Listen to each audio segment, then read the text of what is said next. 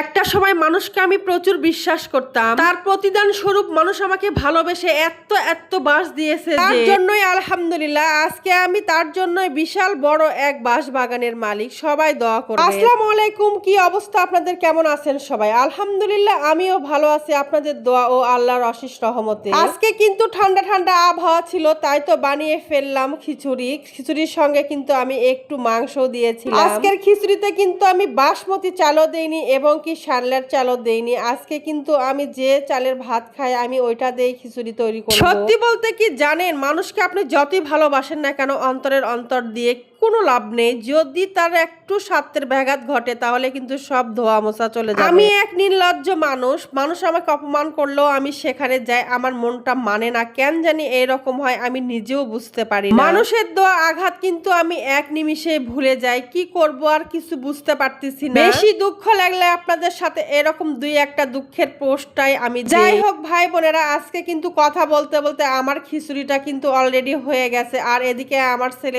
মানে খিচুড়ির থেকে মাংস বের করে খাচ্ছে। আমার বড় ছেলে খুব মাংস পছন্দ করে।